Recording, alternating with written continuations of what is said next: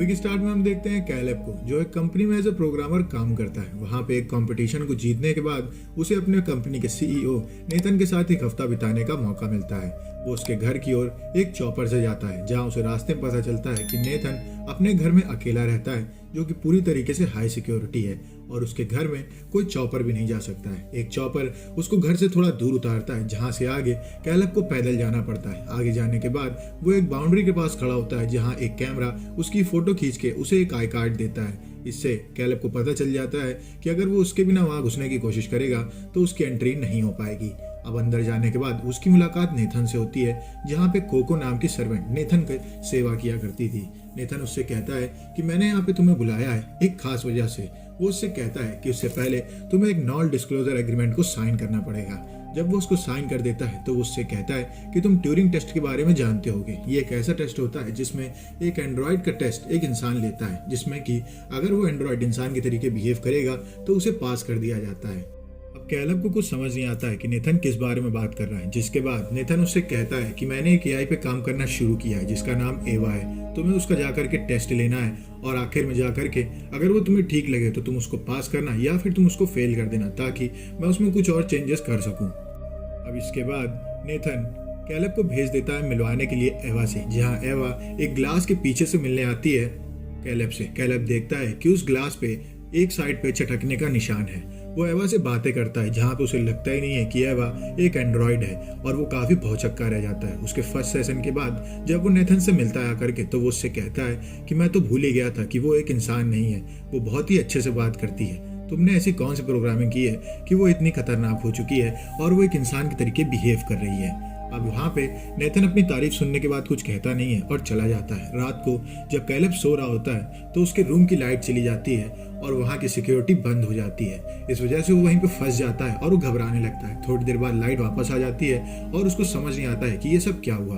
जब वो वहाँ से आगे जाता है तो वो एक रूम में घुसता है, जहाँ पे उसे एक फोन मिलता है और वहाँ पे नेथन बैठा होता है। नेथन उससे कहता है ये पावर कट्स होते रहते हैं और मैं अभी तक इनकी वजह नहीं ढूंढ पाया हूँ, ज्यादा घबराने की जरूरत नहीं है, तुम अपने रूम में जाकर के सो सकते हो, कल तुम्हारा दूसरा सेशन है। और इसके बाद कैलेब वहाँ से चला जाता है। अब अगले दिन कोको जगाने आती है कैलेब को। कैलेब पहुंचता है अपने दूसरे सेशन के लिए, जहाँ पे एवा उसको अपनी ड्राइंग्स बना बना के दिखाती है। तभी उनके रूम की लाइट चली जाती है, जिस वजह से नेथन उन लोगों के ऊपर कैमरा से नजर नहीं रख पाता है। एवा पास आती है कैलेब के और उससे कहती है कि तुम्हें नेथन के ऊपर ज्यादा भरोसा नहीं करना चाहिए। वो उसको कुछ बता रही होती है कि तभी एकदम से उनके यहाँ की लाइट आ जाती है और एवा फिर से नॉर्मल बिहेव करने लगती है।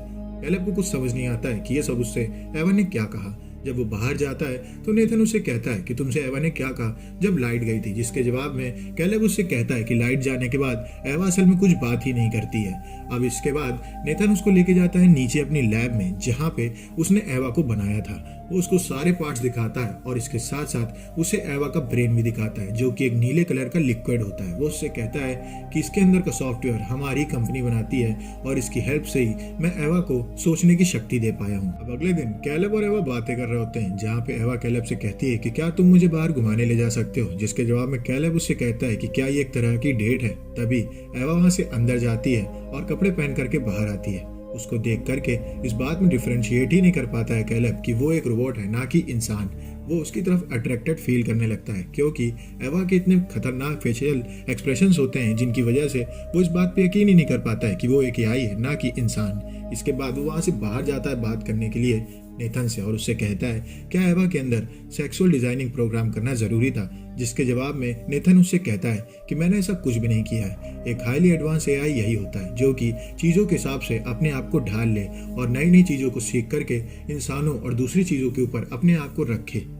इसका मतलब एवा ने वो सब चीजें खुद ही अपने अंदर डिजाइन की होती हैं। अब अगले दिन एवा और कैलेब की बातें हो रही होती हैं, जहाँ पे एकदम से फिर से पावर कट होता है और एवा कैलेब से कहती है कि तुम्हें नेथन की बातों पे यकीन ही नहीं करना चाहिए, वो पूरी तरीके से झूठा है। वो मैं ही हूँ जो इस पावर कट के लिए जिम्मेदार हूँ। असल में मैं अपने चार्जिंग पॉइंट की हेल्प से यहाँ की पावर को कट कर देती हूँ, ताकि मैं तुम लोगों की हेल्प करके तुम्हें सब कुछ बता सकूँ। अब ये सब जानने के बाद कैलेब को काफी क्यूरियोसिटी होती है कि बार बार एवा उससे किस बारे में बात करना चाह रही है। नेथन और कैलेब जाते हैं वाटरफॉल के पास, जहाँ पे नेथन कैलेब से कहता है कि वो कंपटीशन बस एक बहाना था, असल में मुझे तुम्हें यहाँ पे बुलाना था क्योंकि तुम प्रोग्रामिंग में एक्सपर्ट हो और तुम ही ट्यूरिंग टेस्ट को असली तरीके से ले सकते हो।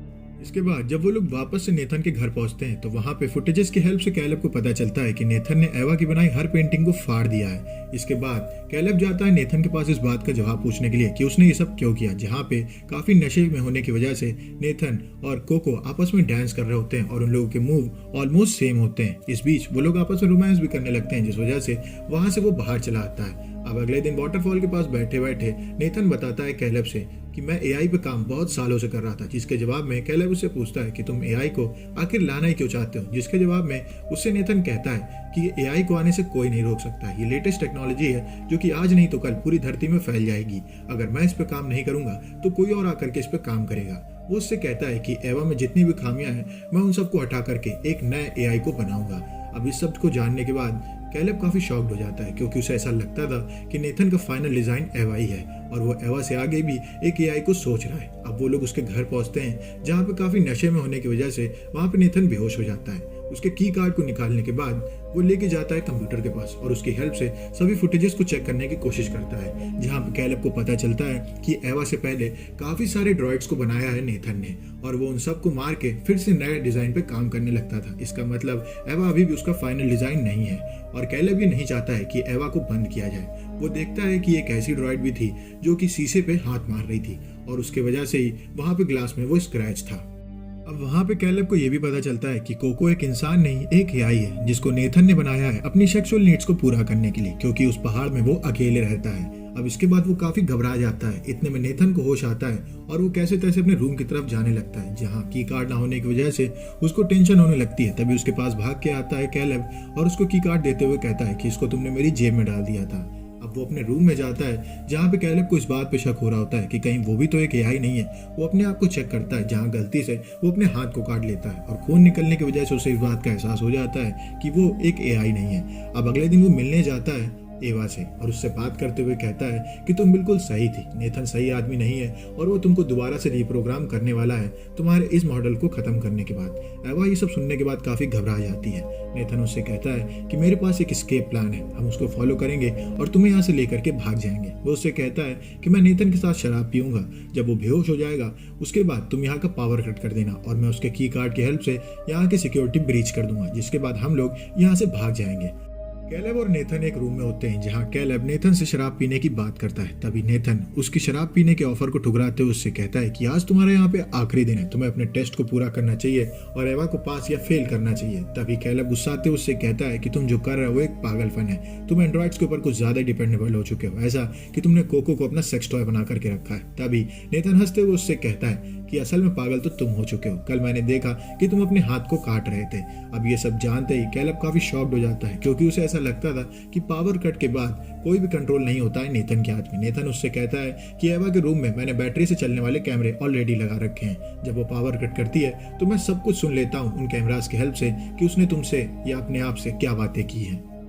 वो उससे कहता है कि मैंने पेंटिंग्स को जानबूझ के फाड़ा ताकि तुम्हें ऐसा लगे कि मैं एवा के साथ गंदा बिहेव करता हूँ, और मैंने तुमसे रिप्रोग्रामिंग की बात भी इस वजह से कही ताकि तुम इस बात के लिए मान जाओ कि तुम्हें एवा को यहाँ से लेके भाग जाना चाहिए। अब वहां बैठा कैलेब समझ नहीं पाता है कि ये टेस्ट असल में था किसका। तभी हंसते हुए नेथन उससे कहता है कि ये टेस्ट असल में तुम्हारा था।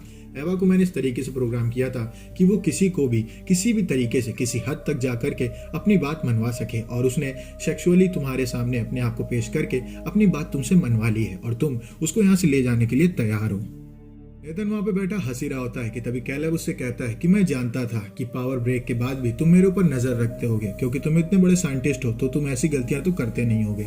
इस वजह से मैंने जब तुम्हारे रूम कार्ड को गायब किया था तो उसकी हेल्प से मैंने यहाँ के सिक्योरिटी प्रोटोकॉल को बदल दिया है। इसका मतलब जब यहाँ पे पावर कट होगा तो लॉकडाउन नहीं लगेगा, इसका मतलब दरवाजे नहीं बंद होंगे और कोई भी यहाँ से कहीं भी जा सकता है। इतने में एवा पावर कट कर देती है, जिस वजह से वहाँ के गेट खुल जाते हैं और वो वहाँ से बाहर निकल जाती है, जहाँ पे उसकी मुलाकात कोको से होती है। वहीं दूसरी ओर गुस्सा करके नेथन एक घूसा मार देता है कैलेब के, जिससे कि कैलेब वहीं पे गिर जाता है। वो भाग करके जाता है एवा के पास और उससे कहता है कि तुम्हें रूम के अंदर जाना चाहिए। एवा नेथन के ऊपर अटैक कर देती है, जहाँ पे नेथन उसके हाथ को तोड़ देता है। तभी पीछे से आकर के कोको नेथन की पीठ में चाकू घुसेड़ देती है। अब नेथन एक घुसा मारता है जिसमें कोको का मुंह टूट जाता है और वो वहीं पे गिर जाती है। इतने में एवा उसकी चाकू खींच के उसके सीने में गाड़ देती है, जिससे कि नेथन वहीं पे गिर जाता है और उसको वहीं पे मरता हुआ छोड़ के एवा बाहर आ जाती है। बाहर उसको कैलेब दिखता है। इसके बाद वो एक रूम के अंदर जाती है जहाँ पे वो नकली स्किन और एक विग लगा करके कपड़े पहनने के बाद बाहर आती है, जिससे कि वो पूरी तरह के इंसान लगती है। इतने में